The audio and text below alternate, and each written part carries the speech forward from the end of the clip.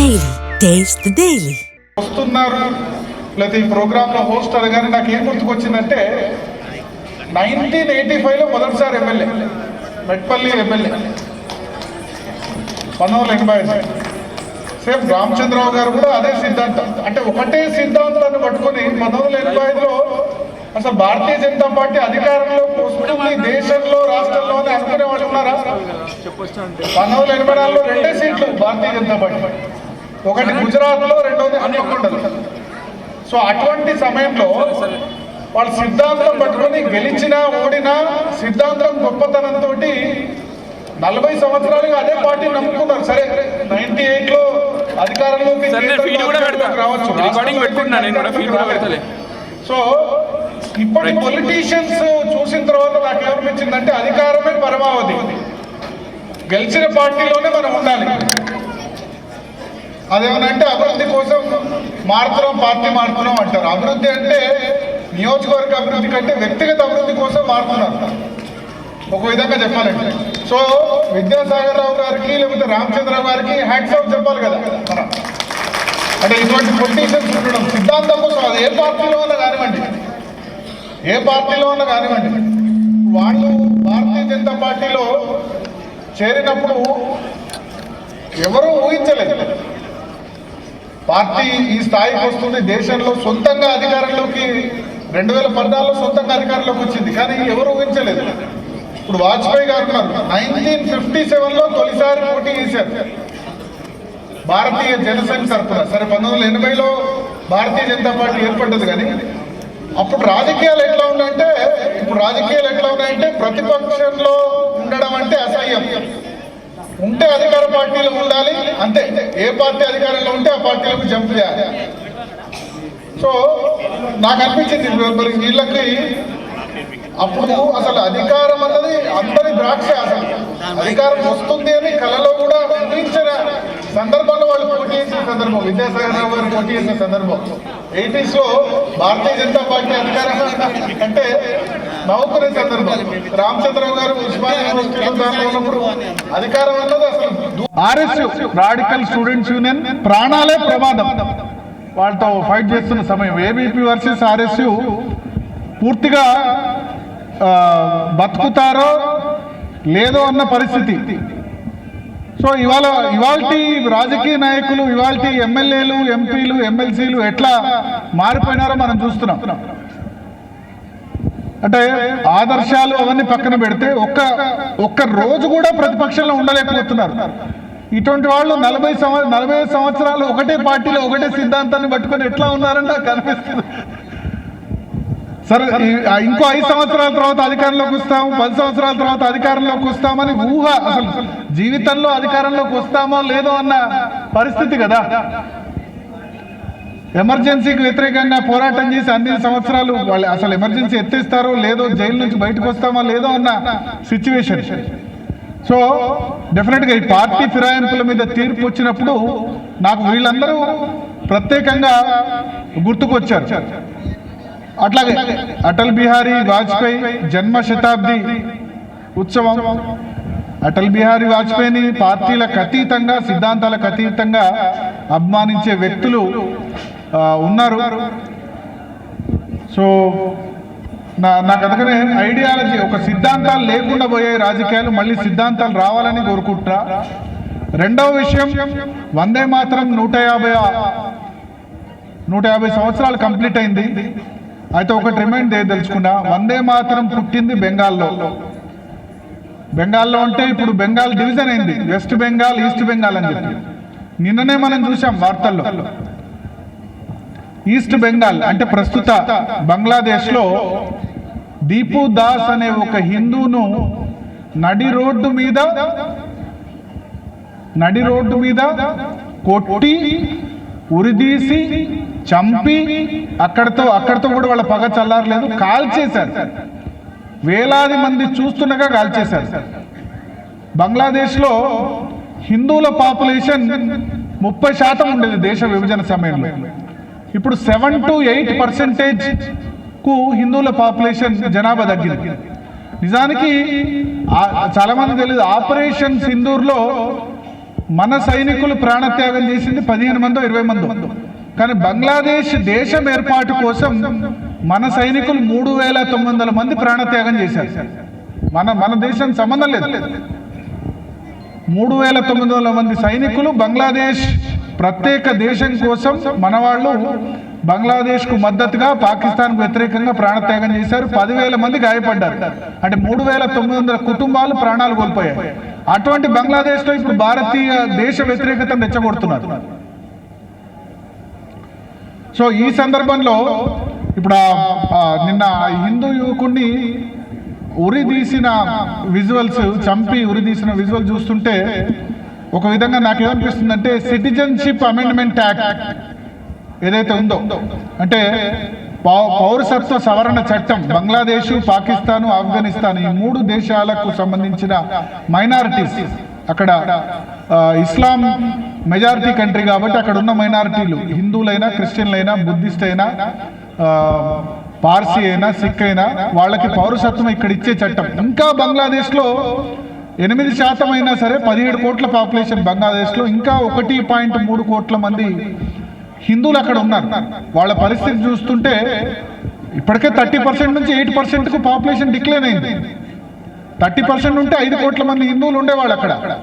భారతదేశం తర్వాత second highest country అయ్యేది. ఇప్పుడు నేపాల్ తర్వాత 3వ సంఖ్యలో హిందువులు బంగ్లాదేశ్లో ఉన్నారు.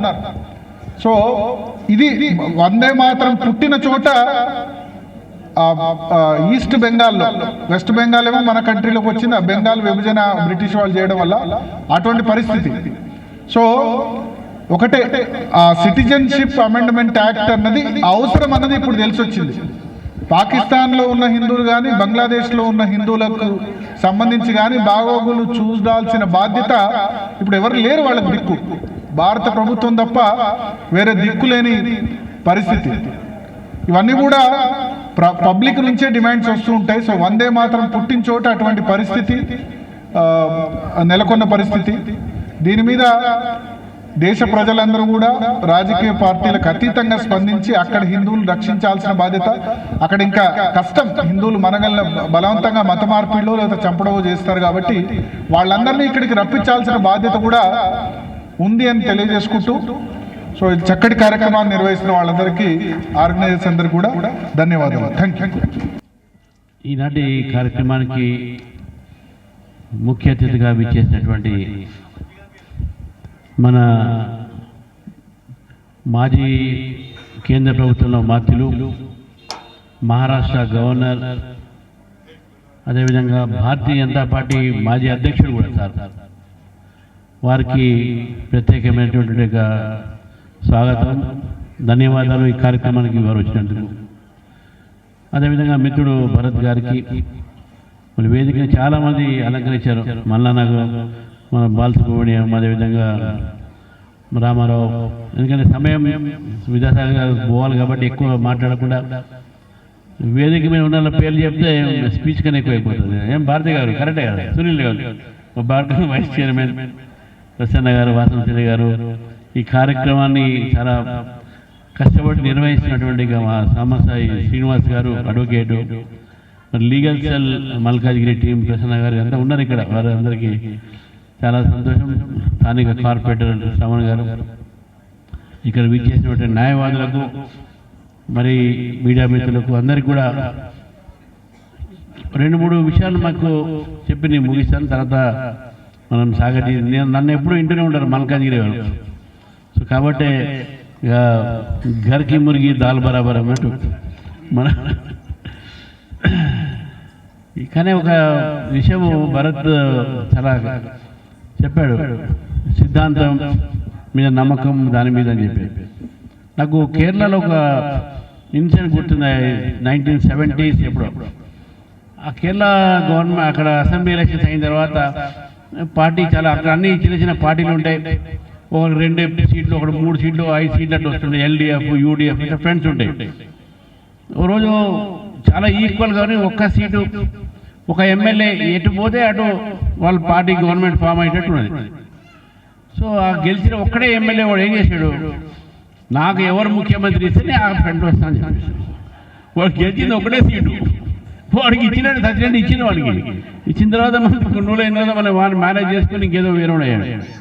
అంటే డెమోక్రసీలో బార్గెనింగ్ అనేది ఈరోజు for their convenience, not for conviction. Politics is for convenience, not for conviction. ఇది మనం గుర్తుపట్టుకోవాలి. ఈరోజు ఉన్నట్టు నడుస్తున్నది. వారు యాంటీ డిఫెక్షన్ మీద మాట్లాడారు. యాంటీ డిఫెక్షన్ మాట్లాడినా ఏది మాట్లాడినా డిఫెక్షన్ అనేది ఆ రోజుల్లో అటల్ బిహారీ వాజ్పేయి గారు చెప్పారు డిఫెక్షన్ మీద, ఆయారాం గయారాం. ఫస్ట్ కాయిన్ చేసింది డిఫెక్షన్ మీద వాజ్పేయి గారు.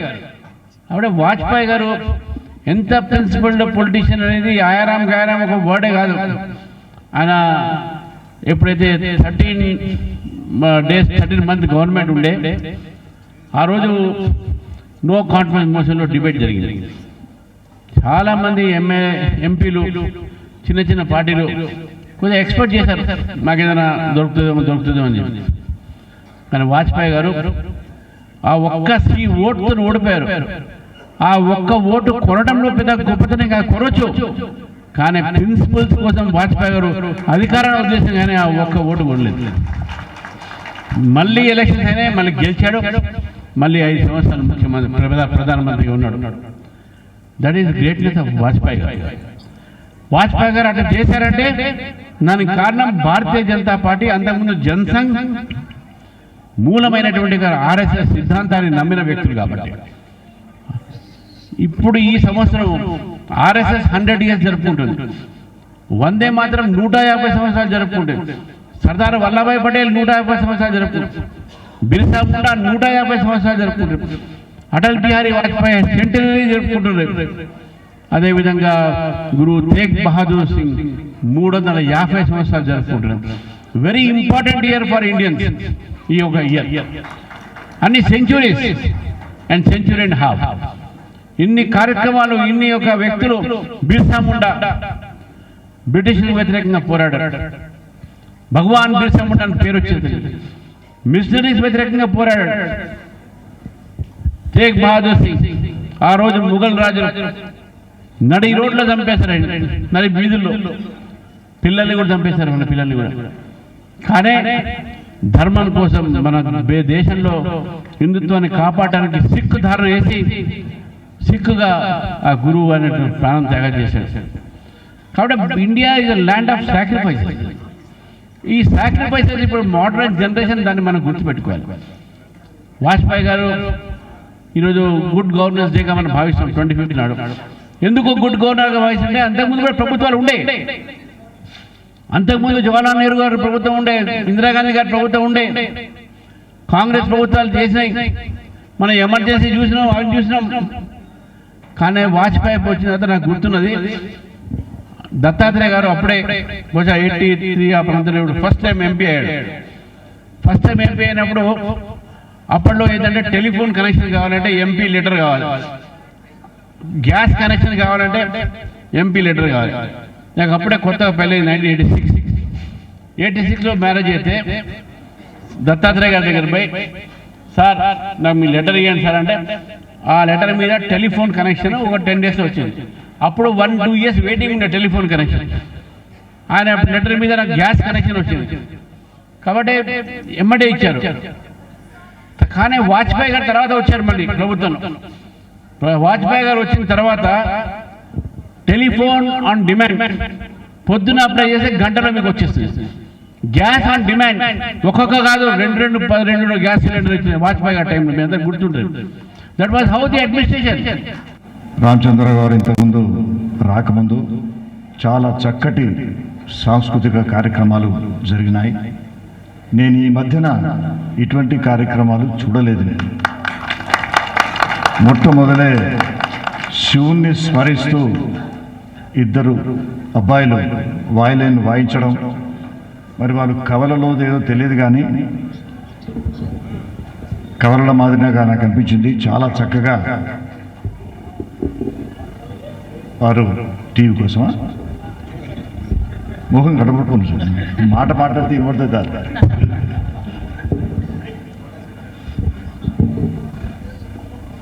అదేవిధంగా వాజ్పేయి గారి గురించి, వందే మాతరం గురించి అమ్మాయిలు చాలా చక్కటి ప్రదర్శన ఇవ్వడం జరిగింది. కోరియోగ్రాఫర్ గారు భారతి గారు కూడా చాలా చక్కగా మాట్లాడడం. అసలు ఇటువంటి కార్యక్రమాలను సినిమాలో చూసినా, టీవీ సీరియల్లో కానీ టీవీలో చూసినా అంత ఆకర్షణీయంగా ఉండదు అని నాకు ఇలా అర్థమైంది.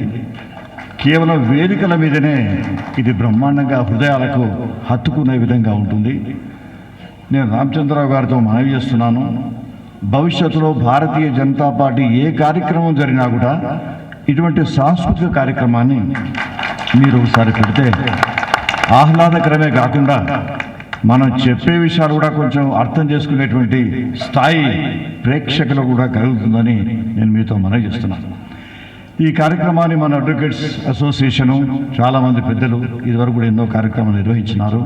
వారందరూ ఎంతో కష్టపడి ఈ కార్యక్రమాన్ని చాలా చక్కగా వాజ్పేయి గారి మరి శతాబ్ది ఉత్సవాలు కానివ్వండి, వందే మాతరం 150 సంవత్సరాల కార్యక్రమం కానివ్వండి, చాలా చక్కగా నిర్వహించినారు. అడ్వకేట్స్ ఎప్పుడైనా కూడా ఇటువంటి కార్యక్రమాల్లో ముందుంటారు. స్వాతంత్ర సమరంలో కానివ్వండి, ప్రత్యేక తెలంగాణ ఉద్యమంలో కానివ్వండి, ఏ ఉద్యమం వచ్చినా ప్రజలకు బాసటగా నిలవడంలో వారు వెనుకంజ వేరు. కాబట్టి దేశభక్తికి సంబంధించినటువంటి వందేమాతర కార్యక్రమాన్ని చాలా చక్కగా నిర్వహించి నాకు ఇందులో పాల్గొనే అవకాశాన్ని కలిగించినందుకు వారికి నా హృదయపూర్వకమైనటువంటి ధన్యవాదాలు తెలియజేస్తున్నాను. సరే, అటల్ బిహారీ వాజ్పేయి గారి గురించి నాకు వారి మంత్రిత్వ శాఖలో మంత్రిగా ఉండేటువంటి అవకాశాన్ని వారు కల్పించినారు.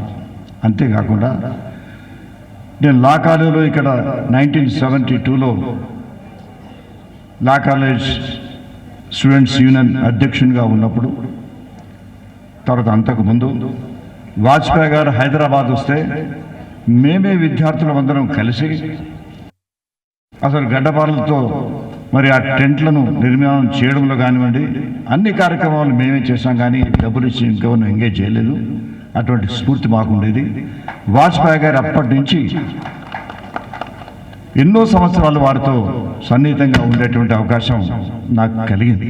దానికి నా జీవితంలో అంతకు మించిన ఆనందం కానీ అంతకు మించిన అవకాశం మరొకటి కాదనుకుంటాను.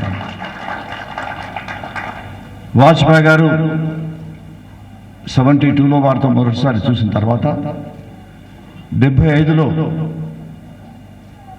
కరీంనగర్లో ఒక సమావేశాన్ని ఏర్పాటు చేసాం. వాళ్ళకు పర్స్ ఇచ్చేటువంటి సమావేశాన్ని. అప్పుడు భారతీయ జనతా పార్టీకి డబ్బులు ఉండకపోయేది. హైదరాబాద్లో ఉన్నటువంటి ఆఫీసు కార్యాలయానికి ఏ విధంగా రెంట్ కట్టాలని ఆలోచించేవాళ్ళం. ఇటువంటి పెద్ద నాయకులను పిలిపించి వాళ్ళకు 50,000 లక్ష రూపాయలు ఇచ్చి ఆ డబ్బును మళ్ళీ భారతీయ జనతా పార్టీ ఆఫీసు కానివ్వండి వివిధ కార్యక్రమాలను ఉపయోగించుకునేటువంటి పరిస్థితి అన్నది ఉండేది. వి రామారావు గారు, బంగారు లక్ష్మణ్ గారు, మిగతా పెద్దలందరూ కూడా వాళ్ళు మా మధ్యన ఇప్పుడు లేరు. కానీ వారిని ఇప్పుడు ఈ సందర్భంగా స్మరించుకునేటువంటి అవకాశం కలిగింది. వీరందరి ప్రోద్బలంతో కరీంనగర్లో 75లో పర్స్ ప్రజెంటేషన్ కార్యక్రమాన్ని వారి కోసం పెట్టాం. అప్పుడు కరీంనగర్లో అసలు భారతీయ జనతా పార్టీ అనేది అప్పుడు జనసంఘ్, భారతీయ జనసంఘ్ దీపం గుర్తు. అప్పుడు మరి ఎవరికి తెలియదు, అది దీపం అంటే తెలియదు, దీపం గుర్తు అనేది భారతీయ జనతా పార్టీ సంబంధించి అటువంటి ఆలోచన ఎవరికి తెలియదు. ఆ మీటింగ్ అక్కడ నిర్వహించిన తర్వాత ఎమర్జెన్సీ వచ్చింది. ఎమర్జెన్సీలో నన్ను కరీంనగర్లో అరెస్ట్ చేసి వరంగల్ జైలు సంవత్సరం పాటు పెట్టడం జరిగింది. వాజ్పేయి గారు బెంగళూరులో ఉన్నారు. మిగతా అద్వానీ గారు, మిగతా నాయకులందరూ కూడా అన్ని జైళ్ళల్లో ఉన్నారు. హైదరాబాద్ నుంచి మిగతా అన్ని రాష్ట్రాల నుంచి దాదాపు ఆర్ఎస్ఎస్ కానీ బీజేపీకి అందరినీ కూడా జైళ్ళలో పెట్టడం యావత్ భారతదేశాన్ని ఒక కారాగారంగా మార్చినటువంటి పరిస్థితి. పత్రికా స్వేచ్ఛకు సంఖ్యలను వేసి ఈనాడు ప్రపంచంలో అసహించుకునే విధంగా ఆనాడు ఉన్నటువంటి పార్టీ ఆ విధంగా ఉండింది. అటువంటి పరిస్థితుల్లో మరి వాజ్పేయి గారి కార్యక్రమం తర్వాత మళ్ళీ అత్యవసర పరిస్థితి తర్వాత జనతా పార్టీ రావడం, తర్వాత భారతీయ జనతా పార్టీకి ఆయన అధ్యక్షుడు కావడం, తర్వాత భారతీయ జనతా పార్టీ నేతృత్వంలో వారు అధ్యక్షులుగా అయిన తర్వాత వారు భారత ప్రధానమంత్రి కావడం, తర్వాత ఎన్నో బాధలు అనుభవించిన ఇంతకుముందు రామచంద్రరావు చెప్పినారు 13 రోజులకు ఒకసారి, తర్వాత 13 మాసాలకు. దాని తర్వాత ప్రజలు అనుకున్నారు ఒక్క ఓటుతో మా అటల్ బిహారీ వాజ్పేయి గారిని మీరు ఓడించినారు, మా ఒక్కొక్క ఓటుతో వాజ్పేయి గారిని ప్రధానమంత్రిని చేస్తామని యావత్ భారతదేశ ప్రజలందరూ కూడా అతన్ని గెలిపించడం జరిగింది. గెలిపించిన తర్వాత ఇప్పుడు మనం చూస్తున్నటువంటి అభివృద్ధి గోల్డెన్ క్వాడ్రిలాటరల్ రోడ్స్ అని కాశ్మీర్ నుంచి కన్యాకుమారి వరకు, సిల్చార్ నుంచి పోర్బందర్ వరకు బ్రహ్మాండమైనటువంటి రోడ్ల నిర్మాణం చేస్తే అదే రోడ్ల మీద ఇప్పుడు ప్రజలు కానీ అన్ని పార్టీల నాయకులు కానీ ముఖ్యమంత్రులు కానీ దాని మీదనే నడుస్తున్నారు. వాళ్ళందరూ జ్ఞాపకం చేసుకుంటారు వాజ్పేయి గారి రోడ్ అని. కానీ ఇంతకుముందు రామచంద్రరావు గారు చెప్పినట్టుగా పరిస్థితులు మారిపోయినాయి. రాజకీయ పరిస్థితులు కొంచెం దిగజారిపోయినాయి. ఎంత దిగజారిపోయినాయంటే దాని గురించి నేను ఎక్కువ చెప్పను కానివ్వండి. టీవీలలో నేను ఒక్కొక్కసారి చూస్తుంటే ఒక వ్యక్తిని చూసి మా పార్టీ వాడే అనుకుంటున్నాను మర్చిపోయి ఆ మధ్యాహ్నం మా పార్టీలో ఉండే ఆయన, తర్వాత చూస్తే వేరే పార్టీ వాడని తెలుస్తున్నది. ఈ విధంగా కన్ఫ్యూజ్ అయ్యేటువంటి పరిస్థితి వచ్చింది. కొంతమంది డాక్టర్లకి నాడు ఒక మంచి ఆయుధం దొరికింది. మధ్యపరుపు వస్తుందిగా చాలామంది పేషెంట్స్కి. ఈ మధ్యన డాక్టర్ల పుణ్యాన్ని చాలామంది ఎక్కువ వయసు బతుకుతున్నారు. చాలామంది మతిమరుపు వ్యాధి కూడా లోనవుతున్నారు. ఈ మతిమరుపు పేషెంట్ డాక్టర్కి పోయినప్పుడు ఎట్లా వీళ్ళ మతిమరుపును మేము పరీక్షించాలి అనుకున్నప్పుడు ఒక మంచి ఆయుధం రాజకీయ నాయకులు దొరికిన వాళ్ళకి. ఈ నాయకుడు ఏ పార్టీలో ఉన్నాడని అడుగుతాడు ఆయన, పలానా పార్టీలో ఉన్నాడని. మరి ఆయన ఏ పార్టీలో ఉన్నా అంటాడు, ఈ పార్టీలో ఉన్నంటాడు. అందులో ఏమైనా పొరపాటు దొరికితే అమ్మ మతిమరుపు నాకు వచ్చింది అనేటువంటి ఆలోచన. ఒకనాడు పేషెంట్ని ఈ విధంగానే చూస్తుంటే ఒక పేషెంట్కు డాక్టర్ మళ్ళీ పరీక్ష చేస్తూ ఇదే ప్రశ్న ఇస్తున్నాడు. ఈ నాయకుడు ఇక్కడ, ఆయన ఇక్కడ, అన్ని టకటకటగా చెప్తున్నాడు. చెప్తే డాక్టర్ ఏదో రాస్తున్నాడు. సార్ మీరు ఇంకోటి మర్చిపోయినారు, నిన్న రాత్రి ఒక నాయకుడు ఒక పార్టీలో ఉండే, ఈనాడే తెల్లవారి మళ్ళీ పార్టీ మార్చి మంత్రి అయిపోయినాడు అనే సంగతి మీరు మర్చిపోయినారు, మీకు కూడా మతి మరుపు వస్తున్నట్టున్నది అనేటి భావన చెప్పడం జరిగింది. ఇటువంటి పరిస్థితి మనం చూస్తున్నాం. ఏదేమైనా అటల్ బిహారీ వాజ్పేయి గారి వారి యొక్క ఆశీస్సులతో, వారి స్ఫూర్తితో మళ్ళీ ఈ రాజకీయం బాగుతుంది. ఖచ్చితంగా ప్రపంచంలో భారతీయ జనతా పార్టీ మొన్న జరిగినటువంటి పార్లమెంటు సమావేశంలో చూసినాం. గతంలో వాజ్పేయి గారి శతాబ్ది ఉత్సవాలకు సంబంధించినటువంటి చర్చ చూసినాం. వందే మాతరం సంబంధించిన చర్చ చూసినాం. ఆనాడు వందే మాతరాన్ని ఏ విధంగా విభజించి భారతదేశాన్ని రెండు ముక్కలు చేసినారో మళ్ళీ అదే ప్రయత్నం చేయాలనేటువంటి ఆలోచన కొందరు చేస్తున్నారు దుష్టశక్తులు. అది జరగనివ్వము అనేటువంటి ఒక దృఢ సంకల్పాన్ని మరి ప్రభుత్వం మన చర్చల ద్వారా స్పష్టం చేసింది. యావత్ ప్రపంచం ముందు ఆత్మనిర్భర భారతదేశాన్ని ఈనాడు ప్రపంచం ముందు ఈ వందే మాతరం చర్చ ద్వారా, ఉభయ సభలో జరిగినటువంటి చర్చ ద్వారా చూపించడం జరిగింది. అయితే వాజ్పేయి గారు వారు 1952-53 ఆ సమయంలో వారు మొదలు రాజకీయ ప్రవేశం చేసిన తర్వాత శ్యామ్ ప్రసాద్ ముఖర్జీ గారికి సెక్రటరీగా ఉండేది. దాని తర్వాత 57లో వారు మరి పార్లమెంటుకు ఎన్నికైనారు. దాని తర్వాత 68లో దీన్ దయాళ్ ఉపాధ్యాయ ఏకాత్మత మానవతా సిద్ధాంతాన్ని భారతదేశానికే కాకుండా ప్రపంచానికి ఇచ్చినటువంటి మహాశక్తి దీన్ దయాళ్ ఉపాధ్యాయ గారి మరణం, వారి యొక్క హత్య 68లో జరిగిన తర్వాత మళ్ళీ అప్పుడున్నటువంటి జనసంఘ్ మొదటి స్థాయికి చేరుకుంది. కార్యకర్తలు కానివ్వండి, రాజకీయ నాయకులు కానివ్వండి, అయిపోయింది జనసంఘ్ పని, వాజ్పేయి గారు లేరు, అద్వానీ లేరు, ఎవరు లేరు అనేటువంటి ఆలోచన కుహనా లౌకికవాదులకు కానివ్వండి, కమ్యూనిస్టులకు, కాంగ్రెస్ వాళ్ళకు అనిపించింది. కానీ ఏ వాజ్పేయి గారు అయితే తయారు చేసినారో వారి యొక్క సరళమైనటువంటి భాషలో వారి హిందీ ప్రసంగాలు మనందరికీ తెలుసు. హిందీలో ఉన్నటువంటి పదబంధాన్ని కూర్చి పేర్చి దానికి కొంత సుగంధాన్ని, అదేవిధంగా మరి సువర్ణాన్ని పూసి ఆయన బహిరంగ సంఘంలో ప్రసంగించినప్పుడు విన్న కార్యకర్తలు బ్రహ్మాండమైన కార్యకర్తలుగా తయారైనారు. ఆ కార్యకర్తలు ఊరుకోలేదు. యావత్ భారతదేశంలో తిరగడం, అటల్ బిహారీ వాజ్పేయి గారు బహిరంగ సభలు పెట్టడం, అందరేమే ఏక్ చింగారి అటల్ బిహారీ అటల్ బిహారీ అటల్ బిహారీ అనేటువంటి నినాదాన్ని అప్పుడు మరి జనసంఘ్ కార్యకర్తలు ఇవ్వడం జరిగింది. అందులో ఒక చిన్న కార్యకర్తగా ఆ నినాదం ఇచ్చినటువంటి వాళ్ళు నేను కూడా ఉండేటువంటి అదృష్టం నాకు కలిగింది. మరి ఆ విధంగా అటల్ బిహారీ వాజ్పేయి గారు మళ్ళీ ముందుకు రావడం, తర్వాత జనతా పార్టీ అనుకోండి ఆ ప్రభుత్వంలో ఉన్నారు ఎక్సెల్ మినిస్ట్రీలో, దాని తర్వాత ప్రధానమంత్రి అనే సంగతి మనందరికీ తెలుసు. అటువంటి వాజ్పేయి గారు మనకిచ్చినటువంటి ఈ శక్తి ఊరికి పోదు. ఈనాడు బంగ్లాదేశ్లో చూస్తున్నాం, ఇంతకుముందు మిత్రులు చెప్పినట్టుగా హిందువులను హత్య చేస్తున్నారు. హిందువులను హత్య చేయకుండా శాంతియుతంగానే ప్రభుత్వాల వైఫల్యాల వల్ల, కాంగ్రెస్ పార్టీ వైఫల్యాల వల్ల కోట్లాది మంది ఈనాడు బంగ్లాదేశీయులు మన భారతదేశానికి రావడమే కాదు, మన బాటలో ఎంతోమంది సర్పంచులు అయినారు, మండల ప్రెసిడెంట్స్ అయినారు, జిల్లా పరిషత్ చైర్మన్లు అయినారు, ఎమ్మెల్యే అయినారు, చివరికి పార్లమెంట్ కూడా పోయేటువంటి పరిస్థితి ఈనాడు వచ్చింది బంగ్లాదేశ్ వల్ల.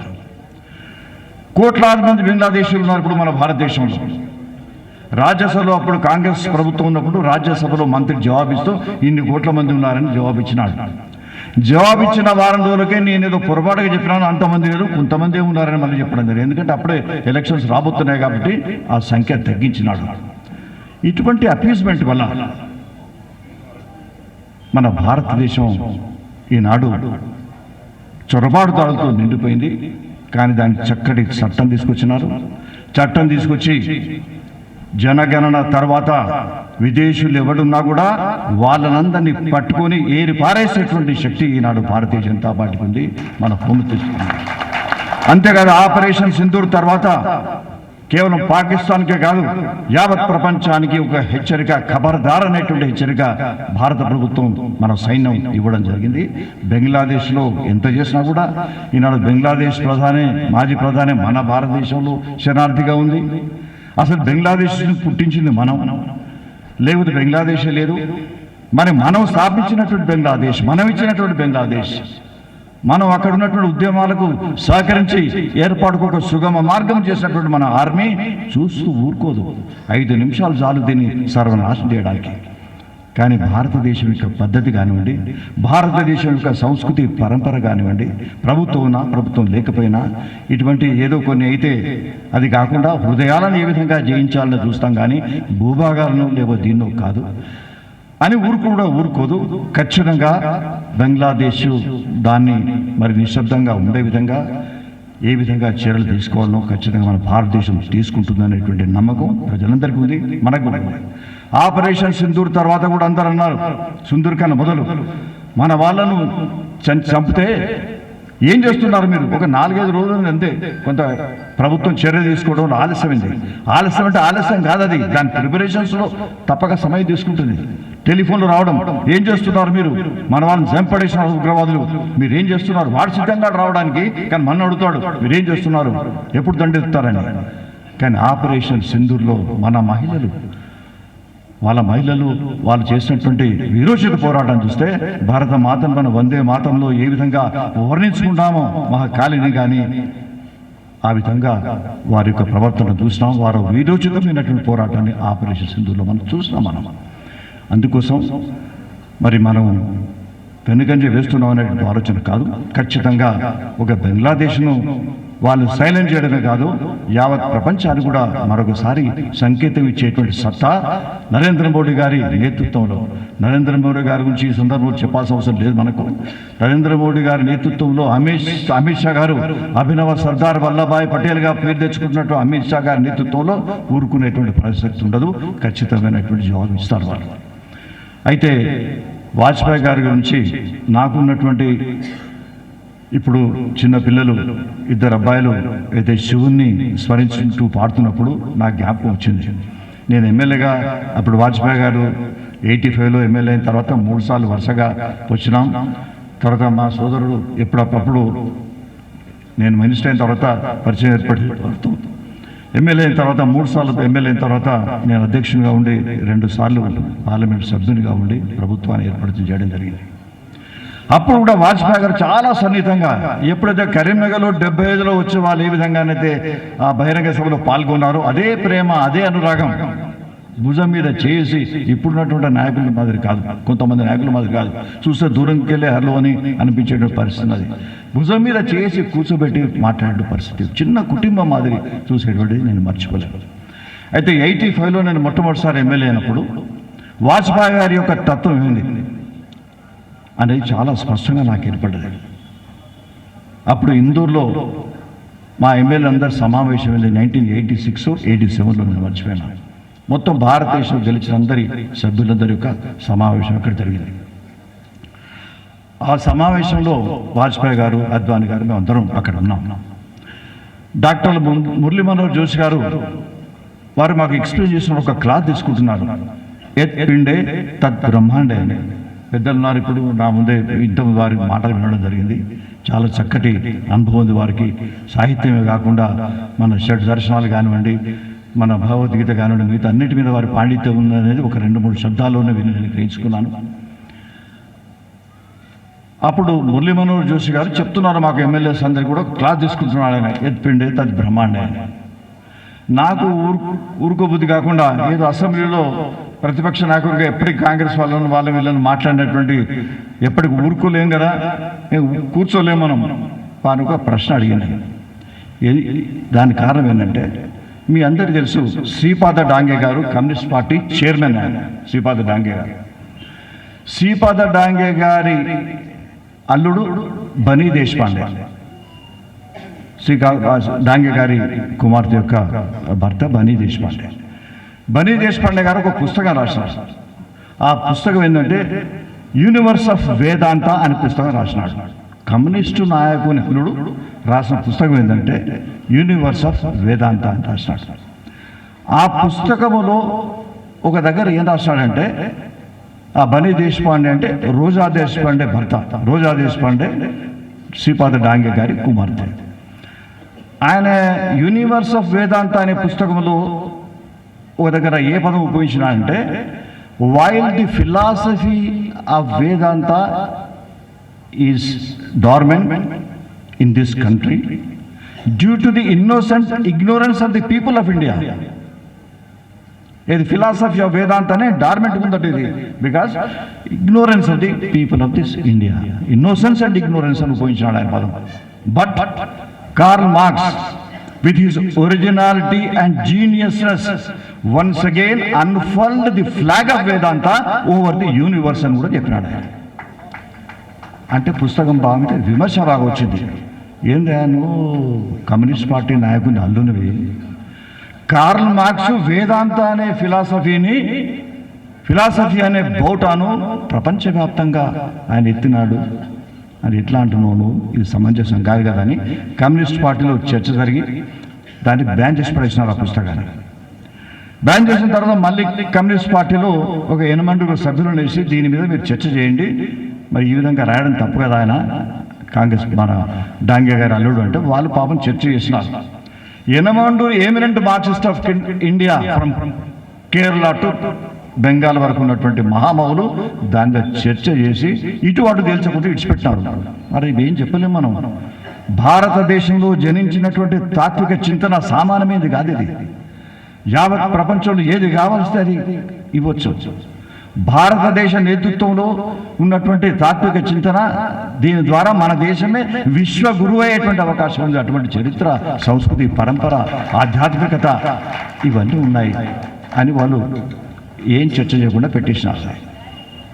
అయితే ఇది నేను అడిగాను ఎవరిని, మన వారైతే మాకు పాఠం చెప్తున్నారు మురళీ మనోహర్ జోషి గారిని, అసలు మీరు చెప్పే ఫిలాసఫీ, మీరు చెప్పేటువంటి తాత్విక చింతన ఎత్పిండే బ్రహ్మాండే ఇది స్పిరిచువలా లేకపోతే మెటీరియలా, ఆధ్యాత్మికమా లేకపోతే మెటీరియలా?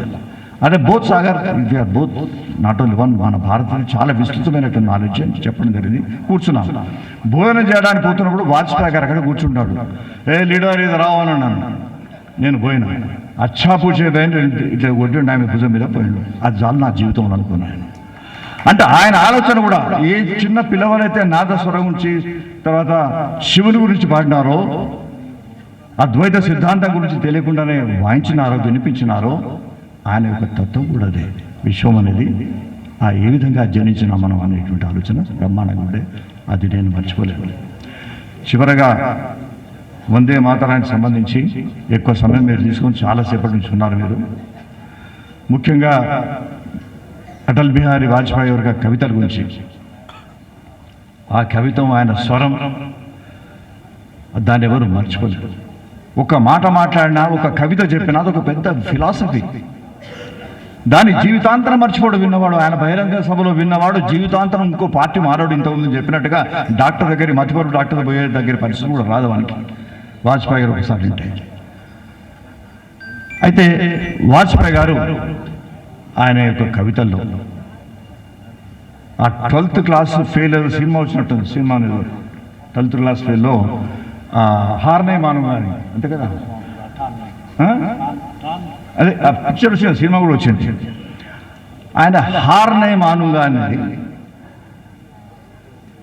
దానికి సంబంధించినటువంటి ఏదైతే చిన్న పాట ఉందో, हारने मानूंगा रारने ठानूंगा, काल के पटाल पर लिखता मिटाता हूँ, गीत नया गाता हूँ, गीत नया गाता हूँ, गीत नया गाता हूँ అన్నాడు. కాలం అనే నొసటి పైన నేను లిఖిస్తాను, నేను ఓటమిని అంగీకరించాను. భారతీయ జనసంఘాన్ని జనతా పార్టీ కానీ ఏది కానీ ఓటమి నేను అంగీకరించాను. ఈ కాలం అనేటువంటి మరి నుదుటి పైన నూతనంగా లిఖిస్తాను. మరి లిఖించినాడు ఆయన. భారతీయ జనతా పార్టీ ప్రధానమంత్రిగా అటల్ బిహారీ వాజ్పేయి రావడం, అదేవిధంగా నరేంద్ర మోడీ గారు ప్రధానమంత్రిగా రావడం, భారతదేశంలో అన్ని రాష్ట్రాల్లో అత్యధిక స్థానంలో భారతీయ జనతా పార్టీ ప్రభుత్వం రావడం, అసలు పోదు అని కాంగ్రెస్ పార్టీ వాళ్ళకు కూడా తెలుసు. వాళ్ళందరూ కొంచెం అటు ఇటు ఆలోచిస్తున్నారు. ఆయనే అటువంటి ఆ గీతాన్ని మనం మర్చిపోలేము. అదే నేను రామచంద్రరావు గారికి కూడా నేను మనవి చేస్తున్నాను. మన భారతీయ జనతా పార్టీ నొసటి రాత బాగలేదని అనుకోదు, మన కర్మం అని అనుకోదు.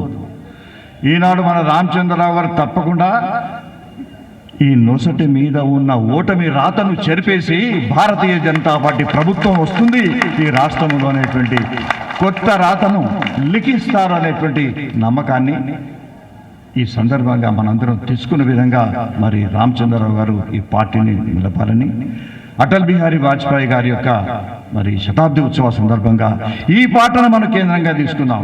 ప్రతి కార్యకర్త కూడా ఈయన హైదరాబాద్ నుంచి మారుమూల ప్రాంతాల వరకు కూడా నేను లిఖిస్తాను, ఖచ్చితంగా కొత్త రాతను రాస్తాను, భారతీయ జనతా పార్టీ రాతను రాస్తాను అనేటువంటి కృత నిశ్చయంతో ఉండాల్సినటువంటి అవసరాన్ని ఆ స్ఫూర్తిని మీరు ఇవ్వాలి. రెండవది, ఇంతకుముందు నేను వచ్చినప్పుడు చివరిగా అది చెప్పి నేను ముగిస్తాను. అద్వానీ గారిది, నేను సమావేశానికి పోతున్నాను కాబట్టి అద్వానీ గారిది మై లైఫ్ మై కంట్రీ పుస్తకాన్ని చూస్తున్నాను. చూసినప్పుడు అద్వానీ గారు ఏమన్నారు, అందరూ ఏం రాస్తారంటే అన్ని గీతాలు రాసి నాకు అన్నిటికన్నా చాలా చక్కగా అనిపించింది ఇంకో ఈ కింద రాసినటువంటి పదపంక్తి, ఆ పదబంధాలు వాజ్పేయి గారి అని రాసి ఉంది. అందులో ఏముందంటే వాజ్పేయి గారు 10th క్లాస్ ఉన్నప్పుడు రాసినాడు. ఆయన స్వాతంత్రం వచ్చింది దేశానికి, మై స్వాతంత్ర హోకర్ అని మొదలుపెట్టాడు. రగరగ మై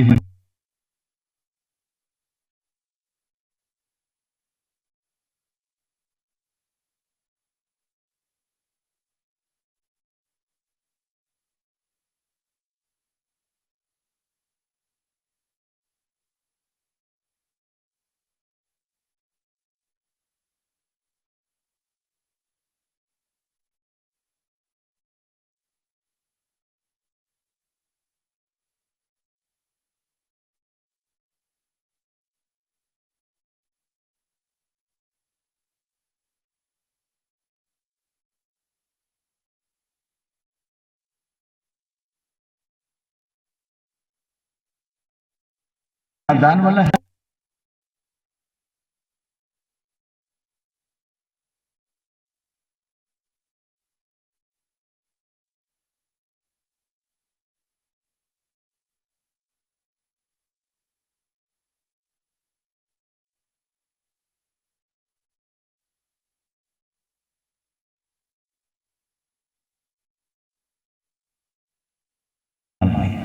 నేను కాబూలు పోయి ఎక్కడ ఎన్ని మస్జిద్లు పలగొట్టినాను, ఏం చేసినాను అనేటువంటి ఆలోచన వారు చేయడం జరిగింది.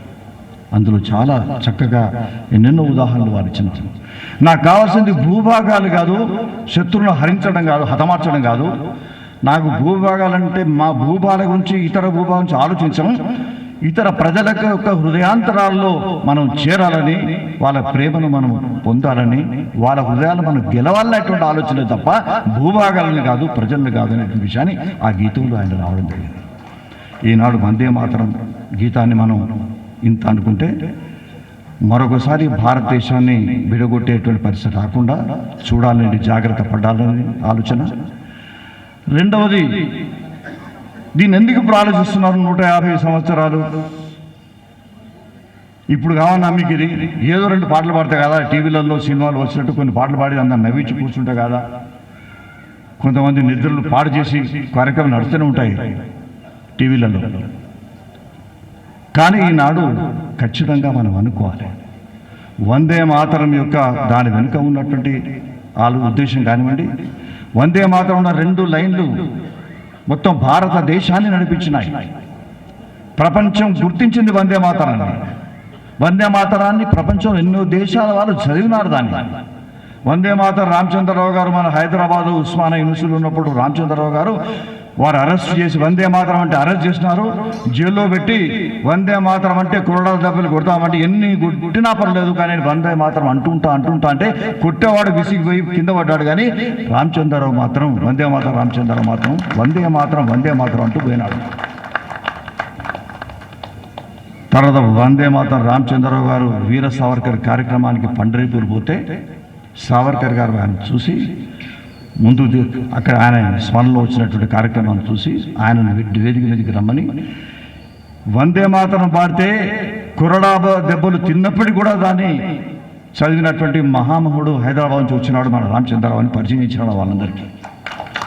ఇటువంటి వందే మాతరం పివి నరసింహారావు గారు ఇంకెంతోమంది వందే మాతరం అన్నందుకు ఇక్కడికి రెస్ట్రిక్ట్ అయిపోతే వేరే ప్రాంతాల్లో చదువుకొని వచ్చి మళ్ళీ ఇక్కడికి వచ్చినారు. ఆయన జ్ఞానపీఠ అవార్డు గ్రహీతలు కానివ్వండి, బహుభాషా పండితుడు కోవిదుడు కానివ్వండి, వీళ్ళందరూ ఇక్కడ ఉర్దూ మీడియం అప్పుడు ఇక్కడ అయినప్పటికీ కూడా వందే మాతరం అన్నందుకు వీళ్ళందరినీ రెస్ట్రిక్ట్ చేస్తే ఇతర ప్రాంతాల్లో పోయి చదువుకొని వచ్చిన వారు ఉన్నారు. దీనికి ఒక చక్కటి ఉదాహరణ ఏంటంటే పోలాండ్ ఉంది. ఎందుకు మీరు వందే మాతరం తీసుకుంటున్నారు? ఏం లేకపోతే సరిపోదా? 2 అక్షరాలు 2 సెంటెన్సెస్ చదివి ఊరుకుంటే కాదా అంటే కాదు. ఇది వందే మాతరం మన హృదయాంతరాల నుంచి రావాల్సిందే. యావత్ భారతదేశం మొత్తం చిన్న పిల్లలు దాన్ని చదవాల్సిందే. ఈ భారతదేశం తరతరాలు పరిడవిల్లాలంటే ఖచ్చితంగా వందే మాతరం మనకు తెలిసాలి. చక్కటి ఉదాహరణ పోలాండ్ నుంచి మనం తీసుకోవచ్చు. పోలాండ్ అప్పుడున్నటువంటి 1614 నుంచి 1918 వరకు 300 సంవత్సరాలు పోలాండ్ మీద రష్యా వాళ్ళు పోలాండ్ను జయించి 1600 సంవత్సరాలు జయించి 300 సంవత్సరాలు వాళ్ళు పరిపాలించినారు. 300 సంవత్సరాల తర్వాత దే గెయిన్డ్ ఇండిపెండెన్స్. ఈ 300 సంవత్సరాలకు ముందే వాళ్ళు రష్యన్స్ పోలాండ్ మీద దాడి చేసిన తర్వాత వెంటనే అక్కడ ఉన్నటువంటి ఒక స్క్వేర్ ఉంటుంది, వార్సాలో పట్టణంలో ఉన్నటువంటి ఒక స్క్వేర్లో కూడల్లో వాళ్ళకు చర్చ్ నిర్మాణం చేశారు. ఈస్టర్న్ ఆర్థోడాక్స్ క్రిస్టియన్ క్యాథడ్రల్ అని. ఈ క్యాథడ్రల్ నిర్మాణం చేసిన తర్వాత 300 సంవత్సరాలు గడిచిపోయింది. అందులో పూజలు చేసిన వాళ్ళందరూ క్రిస్టియన్స్ అందరూ కూడా 300 సంవత్సరాల తర్వాత మళ్ళీ పోలాండ్ తమ స్వాతంత్రాన్ని సాధించుకొని సార్వభౌమిక అధికారాన్ని సాధించుకున్న తర్వాత మొట్టమొదటి చేసే పని ఏంటంటే ఆ చర్చిను కూలగొట్టి. అరే 300 సంవత్సరాలు చర్చికి పోతే నువ్వు పూజలు చేసుకుంటారు, పెళ్ళిళ్ళు చేసుకుంటారు, అన్ననే మళ్ళీ మీరు దాని ఎందుకు కూలగొడుతున్నారంటే మళ్ళీ కడతాం మేము. ఎందుకంటే రష్యన్స్ కట్టినప్పుడు వాళ్ళు మతపరంగా కట్టలేదు, ఏదో క్రిస్టియన్స్ మీద ప్రేమ కట్టలేదు, రాజకీయంగా కట్టినారు, మాకేదో మభ్య పెట్టడానికి కట్టినారు. కాబట్టి అది ఉండడానికి వీల్లేదు, మేము తీసేసాం అనేటువంటి ఒక భావన ప్రతి వ్యక్తికి, మానవునికి జంతువులకు ఉండదు కానీ మానవుడైన వారికి ఖచ్చితంగా ఉంటుంది. Poland is a very good example. కాబట్టి మనం ఏదైతే మరి వందే మాతరాన్ని హృదయాంతరాల నుంచి మనం పాడాల్సినటువంటి అవసరం ఉంది. దానితోనే మన వచ్చేటువంటి జాతి జీవనానికి మళ్ళీ ప్రపంచవ్యాప్తంగా మళ్ళీ విశ్వగురు కావాలంటే వందే మాతరమే మన పెదవుల నుంచి మరి రావాల్సినటువంటి అవసరం ఉంటుంది. అటల్ బిహారీ వాజ్పేయి గారు నిర్మాణం చేసినటువంటి మరి యొక్క కార్యకర్తల సౌధం ఖచ్చితంగా భారతదేశమే కాకుండా ప్రపంచాన్ని కూడా ఒక దారి చూపెడుతుంది. ఇప్పుడు హింసావాదంతో అందరూ సతమతవుతున్నారు, ఉగ్రవాదంతో సతమతవుతున్నారు. ఏ ఉగ్రవాదంతో సతమతమయ్యే దేశం కూడా నరేంద్ర మోడీ గారి నాయకత్వం కావాలన్నటువంటి ఆలోచన చూస్తున్నారు. అటువంటి పరిస్థితి నాడు ఉన్నది. గతంలో మన ప్రైమ్ మినిస్టర్ ఎవరైనా వేరే దేశం ప్రైమ్ మినిస్టర్లు కెనడీనో వాళ్ళు కలిస్తే అదొక పెద్ద ఆశ్చర్యకరమైన విషయం ఉండేది. ఈనాడు మన నరేంద్ర మోడీ గారి ఛాయ పాని కోసం సుల్తానాబాద్ పోయినట్టు పోతున్నాడు, అన్ని ప్రధానమంత్రులు కలుస్తున్నాడు. ఇటువంటి ఆలోచన మనకు ఉంది, మన గౌరవం ఉంది.